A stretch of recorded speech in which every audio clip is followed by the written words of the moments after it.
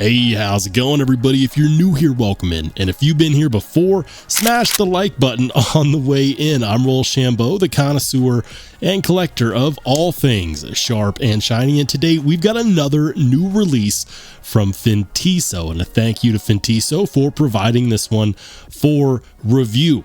Now, with that being said, this is the second new release from Fintiso that I have reviewed recently. And if you want to see the other one, this is the Fintiso Falcon. So this one, obviously a button plunge lock design. If you're not a fan of button plunge lock designs, check out the Fintiso Falcon review, and I will of course list it up there in the corner. They're doing some great things over there, and Fintiso is a new company, at least to me, as of earlier this year. And I've got to say, they've been doing a pretty good job of taking feedback from the community and implementing it where they can. Now, the Parrot series is a button plunge lock design, and there's a lot of good stuff going for it. First of all, the price point. You can buy this either directly from Fintiso or on Amazon. On Amazon, you can currently get this for around 48 bucks, and your 48 bucks does go quite a ways, at least with this knife. Let's go ahead and talk about what do you get for your money. Well, overall, we're looking at a length of about 7.5 inches. And no, I'm not just reading that off of the website. If we do a quick measurement here, boom, 7.5 inches, with about 3 of that being a cutting edge. So the blade itself is this nice satin finish. It is a flat ground blade, sheep's foot style. You could make an argument for it being a Wharncliffe as well. The blade itself is made out of a 14C 28N, and Fintiso is claiming 60 to 62 Rockwell on that 14C, which is perfect. That's exactly where I want to see 14C. I'm a huge fan of this steel, especially on budget knives. It used to be that D2 was the king of budget steel, but 14C has quickly replaced it. And as a user steel, in case you haven't seen my Steel Snobs episode on 14C, it is extremely tough, extremely corrosion resistant, and what that allows is for really slicey edge geometry, but also it's very easy to sharpen and to drop back to a laser sharp edge, which makes it pretty great for a user steel. And on these less expensive knives, that's typically what people do. They take these out, they beat on them, they put them through the rigors, and they come back for more, because 14C is one of those that's really easy to maintain. There's very few steels out there that are as tough and corrosion resistant as 14C, and you can get it at a fantastic price. Now, these handle scales on this one are aluminum, and it's kind of like this slate space gray aluminum color. I'm not really sure, what to call that. It's like a space gray. Yeah, space gray. We'll go with that. It's got steel liners, and then of course a reversible deep carry pocket clip. So lefties rejoice.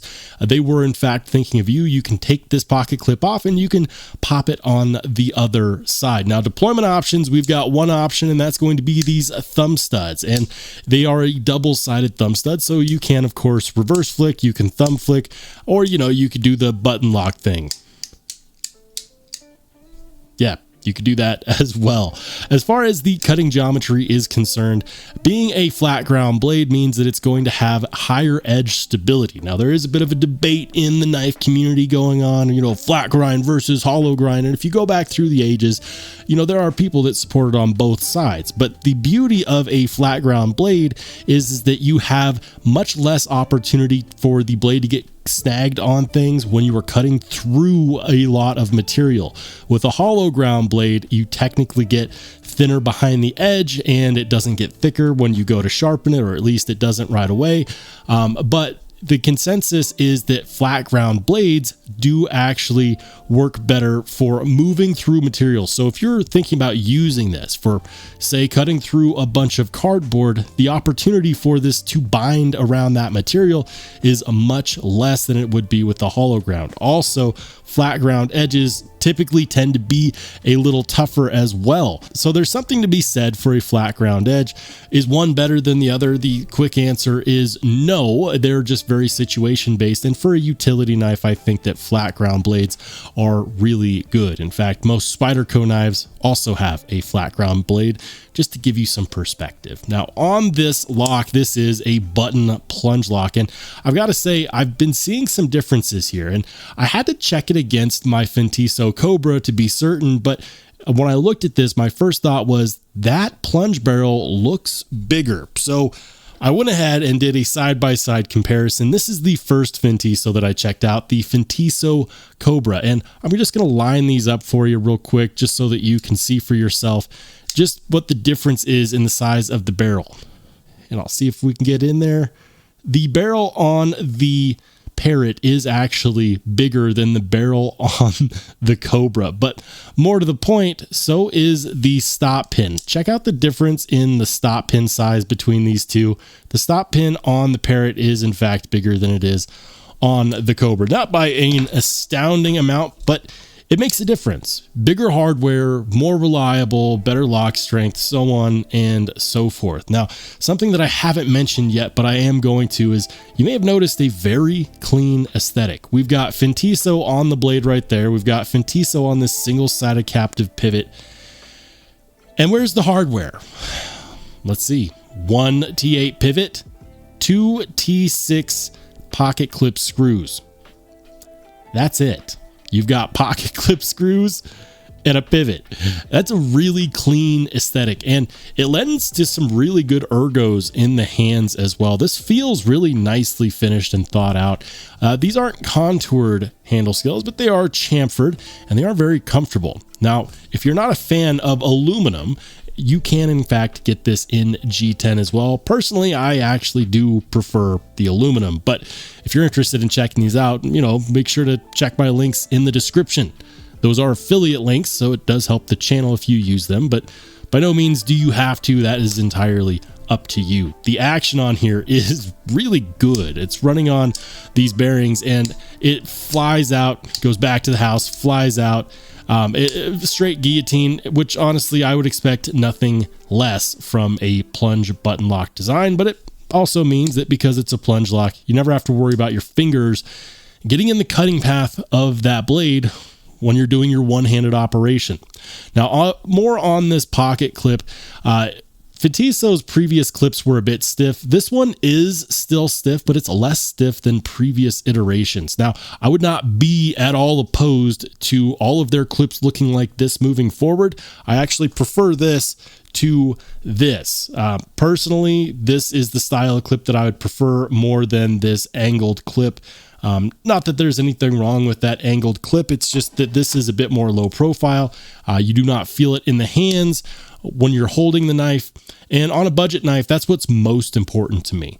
That the clip functions well, it has good retention, and that it does not interrupt the ergonomics. Because if it does, I won't carry it. I won't carry a knife that's uncomfortable to use. And that's not just me, that goes for a lot of people. The balance on this bad boy feels pretty good. I can manipulate it, no issues. Balance point's going to be right there, right where you put your index finger, and that's nice. So let's go ahead and see how she performs. And the first thing we're going to cut is going to be just a piece of cardstock. Not because I want to see if it can. I know that it can, but I just want to see how well. Are there any rips or tears that occur when you move through this material? If there are, that's an indicator of how good or not the factory edge is. And then we'll progress to some cardboard here directly after. So let's go ahead and check it out.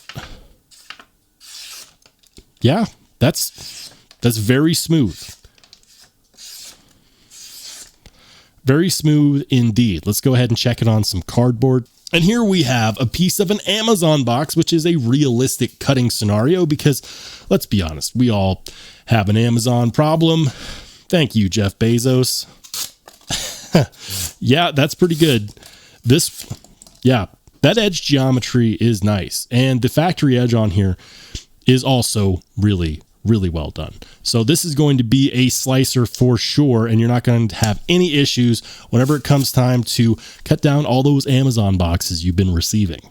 So does that make this the perfect $50 budget button lock? Well, for some people, maybe, but there are a few nitpicks that I have, and they're the general usual suspects. The first nitpick that I'm going to have is the hardware.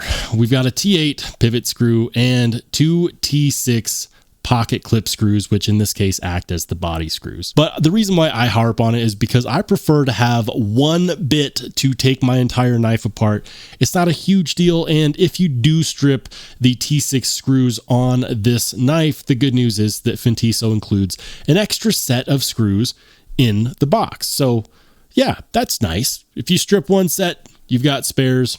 No muss, no fuss. And then one side note is that this is one of those designs that lacks any kind of jimping whatsoever. I would like to see it, but I don't have any issue in the lockup on this knife. It feels good. The quality of life things on this knife are good. We've got perfectly centered blade.